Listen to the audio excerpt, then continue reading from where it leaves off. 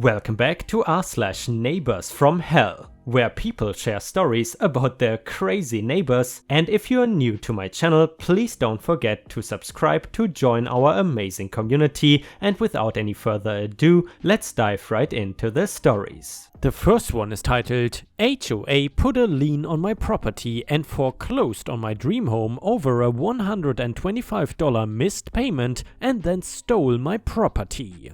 I've been waiting to tell this story for a long time, and now that there is an actual conclusion, I can. Years ago, my husband and I moved into what I consider a dream home. It's in a nice area, a good school district, and has everything on my bucket list for a house. I knew that there was an HOA involved that I did not have a choice to become a part of and send fees, but it did not matter. I was really happy, and we spent years living in that home in peace without so much as a single incident. Then, however, we got a notice in the mail from the HOA that our house was set to go to auction the very next week. We were lost for words, and the notice did not give any other information besides that. We had been paying all of our mortgage and HOA fees, so there was no reason for us to become foreclosed. My husband went and tried to talk to the head of the HOA, but was only given a card for their lawyer and told that all communication must go through him at this point. With only a week left before our house was apparently set to be auctioned off, we did not really have time to find a lawyer and instead tried to sort the entire thing out ourselves. The lawyer alerted us that 2 years ago the HOA fees were slightly raised and there was a period of 3 months that we were paying the wrong amount of money. Now keep in mind, we are not talking about thousands or even hundreds of dollars that we did not pay. The 3-month total adds up to a missed $125. We did not knowingly do this either, because we started paying the increased rate as soon as we were told about it. Not once in the 2 years did anybody tell us that we owed money. At this point they added late fees, lawyer fees and interest to make the cost thousands of dollars. It would not have mattered if we had the money to sign them a big check, because according to the lawyer, they had already filed for the lien and foreclosure, so there was nothing we could do. I was absolutely devastated that we were going to potentially lose our home over a small amount of money nobody told us about. Getting a lawyer was the next step, but things like this take some time. During the time finding and hiring one, the auction took place without us knowing where or when it was. I was also not told what the house sold for, but as the former owners, we got a cut. That cut was only $10,000, and that was before they were going to take almost half of it for the fees they claimed we owed. We paid about $700,000 for this house, so to get that much back felt like a slap in the face. There is no way we were going to be able to put a down payment on another house with what they were going to give us. We wanted to fight though, and the lawyer we hired thought that we had a decent chance of getting the entire thing overturned. In the meantime though, he spoke to the judge and filed the case, which meant we could stay in our home until the judge decided one way or another. We actually saw a few judges during this whole thing. I don't really understand why this was, as I just prayed that our lawyer was going to somehow pull a miracle. At first, the judge was ready to tell us that the HOA had every right to put a lien on and foreclose the house, since we owed money for a length of time with no action towards paying it. The biggest thing that was going to help us was the fact that we were never given anything up until the point of telling us the house was going up for auction and we had to leave. They spent weeks in court combing and arguing ambiguous parts of the HOA agreement. The problem with mail is that unless you made somebody sign for something, there's not really any proof it was received, and sometimes no proof it was even sent at all. The judge seemed to be in favor of leaning towards the HOA story of sending multiple letters asking about the money and even meeting with us in person to try and work out how we could pay it. Everything they said was a total lie, and this guy was eating it up. One thing in that contract saved us, and it specifically was about a letter needing to be sent before they went to court to get a lien and foreclosure as a last warning and a chance to come to that court meeting. The thing is, that letter had to actually go through certified mail, which meant there would be a record of it being sent and received. Without that, it did not matter if the judge believed that we knowingly ignored paying, we were in a way getting away with things using a loophole, and I am so happy it existed. We were dismissed from court and told that we had to wait for a judge's decision. I want to just tell you that all of this story from the beginning to the decision process I'm going to tell you in a moment took 2 years. That was 2 years of us living in a house not knowing if the next day we were going to get kicked out. The courts found that the HOA stole our property illegally and we would not be forced to move out. It was a little bit of a half celebration though, because we were told that the fee was not going anywhere. The courts concluded that it was our responsibility to know that we owed money and had to make some kind of payment plan and submit it to the court, or the HOA could go through the whole process again,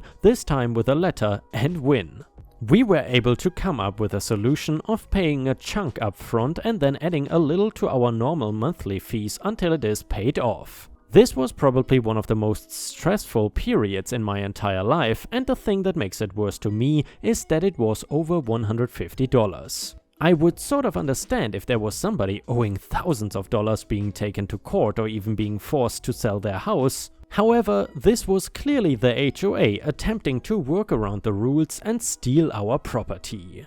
If we were told right away, we would have just given them the money and been done with it. Instead, they made it so we had to spend 2 years in court, pay our lawyer, and then pay their hugely inflated fee when it was all over. I never thought HOAs were that bad before, but I'm starting to see what the internet has been complaining about. And yeah, ripe stars, I guess if you find yourself in the unfortunate situation of being stuck in a house that is part of an HOA, or you somehow unknowingly signed a HOA agreement at the beginning, meaning that you did not know how awful HOAs can be, then the best advice anyone can give you, I suppose, is to always pay the HOA fees on time. Because as you can see in this story, they can really add up and then bite you in the rear.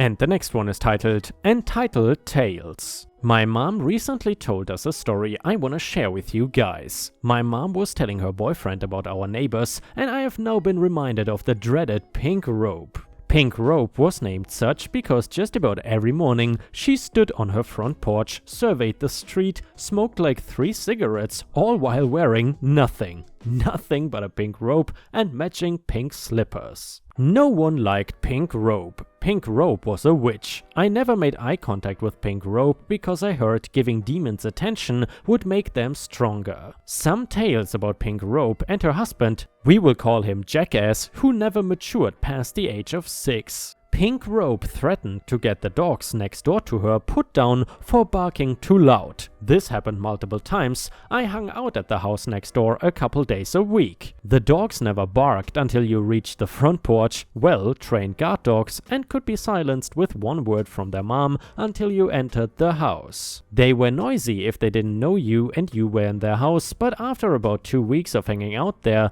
they knew me and my sister well enough to not bark at us. Her husband trespassed in our backyard in the middle of the night 2 weeks after we moved in. She threatened to report us to the police when my mom came out with a firearm aimed at the intruder. Her husband claimed he was inspecting our backyard, that is BS, and hence his nickname Jackass. Jackass somehow got a key to the neighbor's house across the street even after multiple lock changes and would frequently just let himself into their house. He had no rights to the house, the neighbors owned their house. This was not a case of rude landlord, the rude landlord owns the house right next to mine. No, Jackass was letting himself into someone else's property unannounced and uninvited every few weeks. This stopped after the neighbors got a couple of firearms of their own. One of the neighbors' kids said Jackass would go so far as to take food out of their fridge, but I don't know the validity of that part since the parents never mentioned it. In addition, Pink Robe threatened to sue a 5-year-old because his rubber basketball bounced into her garage door.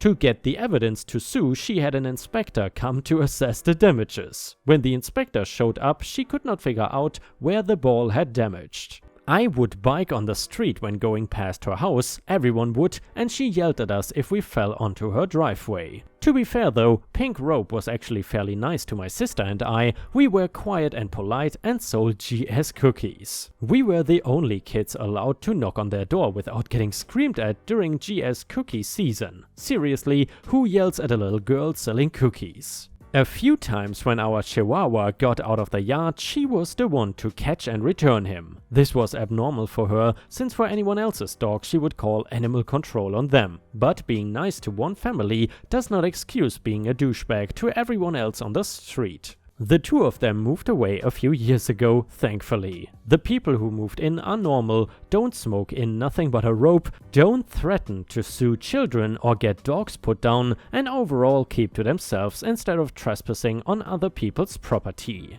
To this day, no one knows how they kept getting a key to V&M's place or why they had such an issue with respecting everyone. Either way, they are gone now, and good riddance for that.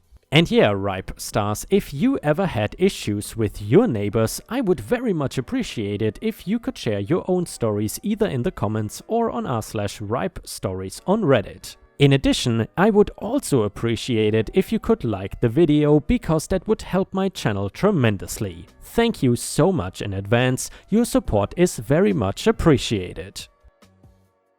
The next one is titled Never Steal From Me.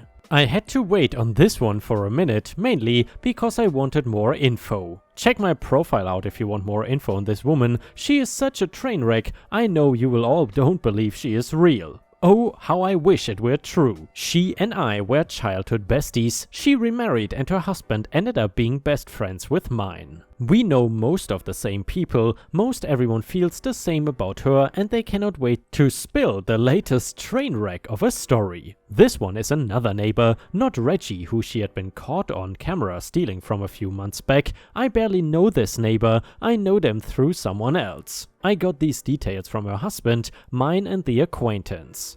But all the stories except hers match pretty perfectly, so here we go. Drama Goblin hears a knock, answers the door and sees a package. A decent sized package. She is not wearing her glasses, so she brings it inside her home. When it goes into her house, it is not open. The UPS delivery guy had some sort of proof of this when spoken to by his supervisors a day later. The neighbors in question, let's call them the Conleys, also had it set up on their phones to alert them when their package had been delivered. They were both at work though. The husband Dan comes home on lunch to bring the package in the house, as it was a laptop. He arrives and there is no package. Upset, he calls UPS and goes back to work. The wife Susie comes home maybe 2 hours later and starts looking around the outside of her house. She even goes over to all the surrounding neighbors, and when she is at Drama Goblin's house she knocks, however Drama Goblin does not answer. Susie can see and hear that she is home, and it looks like she has company. One of her crusty drug addict friends that hangs out there constantly, I'm not being judgy, but he self-identifies as crusty. He calls himself that all over his Facebook, and he admits to doing meth as well. She goes home empty-handed. She decides to call Drama Goblin's husband and see if he knew anything about the package. However, he doesn't. Not long after this call, Drama Goblin's husband says Drama Goblin calls him, and at this point it's an hour before he is due home, and tells him about the package. Her husband asks her what it is, and she says she doesn't know, she laid it in the kitchen and never looked at it again. He asks her if it is the neighbors, she again says she does not know. He asks her to check, it was. This whole thing is shady. Drama Goblin brings the package over to the Conleys shortly after this call. They are both home and answer and see the package. Something about it does not look right. Oh yeah, it is opened and empty. Dan asks where the laptop is and Drama Goblin says she does not know. It came that way. She then bursts into tears and basically runs back home. The neighbors try to follow her and ask her questions, but she has shut down and keeps repeating that she does not know. She says she did not notice it was empty when she brought it in her home. When she all but slams the door in their face, they call her husband and they want answers. Even her own husband does not know what happened. He told my DH that when he came home, that Drama Goblin and the kids were the only ones home. That she was in the middle of a meltdown, crying, and he could barely understand her. He asked her if the package arrived whole. She says she thinks it did. He asked her why she did not bring it to the neighbors, and she says she did not know it was theirs. He asked if she opened it, and she just bawls. He cannot get anything else out of her at all. He blames the pregnancy. Another time he asks why she did not bring it to them, and she says they were not home. So I know she knows more than she is saying. Well, anyway, the neighbors have filed a claim and a police report. So far nothing has come of it. It's been almost 2 months. Nothing will come of it because somehow Drama Goblin gets out of everything. I have asked her myself via text and she refuses to answer. Just straight refuses to answer any question that could clear her. She wants to whine about it and play the victim. Her kids are pretty young and maybe one of them would have opened it and carried it off. But her husband does not think so, as he has looked all over the house. I have a theory that her meth head friend took it, but Drama Goblin assured everyone he was not even there, and even if he was, he would never do that. Her reasoning? He has never done that to her. Maybe he didn't, but something happened. I think she knows way more than she is saying, so the package thief strikes again. This time, she has skirted trouble again. Damn. The next one is titled, She Got Angry at My Dog. I had my first encounter today with an extremely entitled person while dog walking. I am out in the countryside in a block of forestry that is well used by dog walkers and runners. The dog is a little out in front doing what dogs do. For the purposes of this story, we will call him Angus, when I see a lady coming the other way with her dog, also off lead. And ripe stars, I suppose, off lead means off leash? I'm not sure. Anyway, my usual procedure here is if the other dog is on a lead, I will put mine on. If not, I assume they are happy with their dog interacting with others and leave Angus off. He is a very friendly and good-natured Labrador. More importantly, he is trained. Then she starts shouting. I cannot work out exactly what she's saying, but it appears to be at me, so I opt for caution, stop and call the dog. Angus, heel. Doggy, being a good dog, about turns and heads back and sits in the heel position. Her dog, who we will call Poppy, because that is what it was actually called, is running down the track towards us. Mummy is waddling after as fast as she can. I can now start to understand her. Put your dog on a lead. Mine is not friendly. Poppy, Poppy, come here. Poppy, sweetheart, come here. Put your dog on a lead. Poppy is ignoring Mummy. Dog does not seem unfriendly, just a bit wary. Probably more stressed by Mummy yelling and shouting, circling around us at about 20 yards distance maybe. You have to put your dog on lead. Mine is not friendly. Angus has not moved. Why must I do that? He is perfectly under control, no? Because mine is not friendly and does not like other dogs. Poppy is still ignoring Mummy. Enough! And how is that exactly my problem? My dog is under control. He has not moved. He won't budge until I release him. Yours is ignoring you. You have no control over that dog at all. It is you that should have your dog on a lead at all times. Why should everyone else have to put their dogs on lead because you cannot be bothered to train your dog properly? How dare you talk to me like that? It's only good manners to put your dog on a lead, and she is trained. I spent a fortune on puppy training. You still have not put him on his lead. You must do it now. You have to put a dog on a lead if asked to. No, I don't. Where does it say that? And if it is good manners to put a dog on a lead, why don't you do it then? If she is so well trained, call her right now. Poppy, come here. Poppy, good girl. Poppy, come here. Poppy, sweetheart, come here. I just look at her. No words are needed. Angus, heel, and we walk off. I saw her later as well as we were heading down to the car park. She was there shouting at another couple with their dog. And yeah, ripe stars, I gotta say, here where I live in Thailand, it is not very common for people to walk their dogs. Usually when people have dogs, which is kind of rare in the first place, they let them just roam around freely in the neighborhood or in the streets, which is definitely not safe at some point. However, in big cities like Bangkok, the people who walk their dogs are sometimes even the worst. I have never seen such irresponsible and seemingly unaware animal owners like in Thailand before. There are locals here who have huge dogs or even pit bulls, and it is very clear that they cannot control them, which is both dangerous for everyone else, for themselves and for the dog. And ripe stars, with this we have reached the end of the video. However, if you still cannot get enough of my content, then I would highly suggest to check out my endless binge watch playlist, which will soon show up in the left corner of the screen. In addition, I would really appreciate it if you could not only subscribe to the channel but also turn on the bell notifications, which you can do by clicking on the little bell icon right next to the subscribe button. This will help my channel tremendously, and this will make sure that you don't miss any of my videos. Furthermore, if you want to see additional ripe content that I don't post on YouTube, then I would suggest to head on over to patreon.com/ripeyoutube for more than 50 exclusive videos that you will not see anywhere else. Thank you so much for your amazing daily support, and I hope to see you again tomorrow.